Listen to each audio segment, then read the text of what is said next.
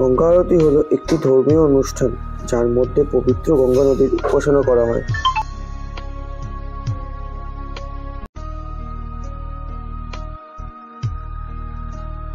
এটি সাধারণত কলকাতা সহ গঙ্গা নদীর তীরবর্তী বিভিন্ন শহরে পালন করা হয়ে থাকে।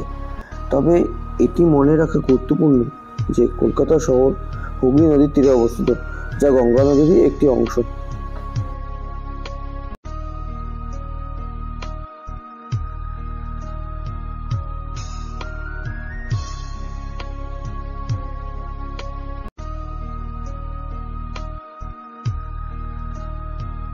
কলকাতায় গঙ্গা আরতি হুগলি নদীর তীরবর্তী অন্যতম প্রধান ঘাট বাবুঘাটে হয়। এই অনুষ্ঠানটি সাধারণত সন্ধ্যায় সূর্যাস্তের সময় করা হয়। ভক্তরা আরতিতে অংশগ্রহণের জন্য ঘাটে জড়ো হন, যার মাধ্যমে স্তোত্র উচ্চারণ, ভক্তিমূলক গান গাওয়া হয় এবং নদীতে প্রার্থনা করে অন্তর্ভুক্ত থাকে।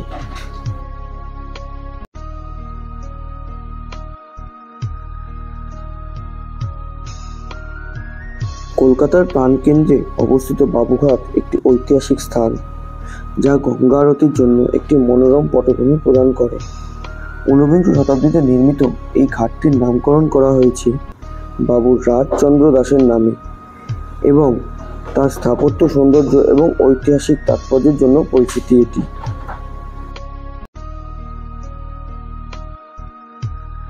দেবী গঙ্গার উদ্দেশ্যে ভক্তদের দ্বারা প্রদত্ত একটি নৈবেদ্য। গঙ্গা নদীকে ভারতের পবিত্রতম নদী হিসেবে বিবেচনা করা হয় এবং সেই কারণে ভারতের এই পবিত্র শহরগুলিতে প্রতিদিন ভক্তিমূলক অনুষ্ঠান করা হয়।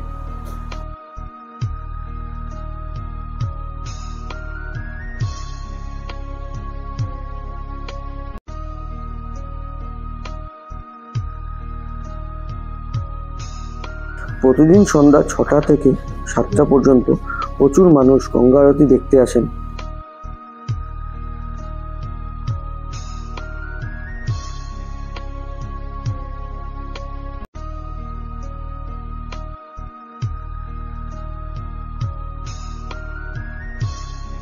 কলকাতায় গঙ্গা আরতি হুগলি নদীর তীরবর্তী অন্যতম প্রধান ঘাট বাবুঘাটে হয়।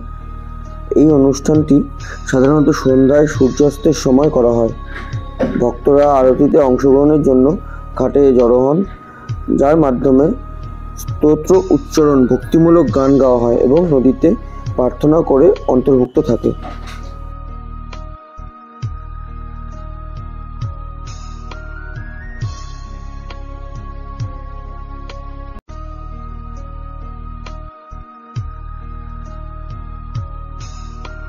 এখানে আসতে গেলে আপনাকে কলকাতার বিভিন্ন প্রান্ত থেকে আপনি বাস পেয়ে যাবেন।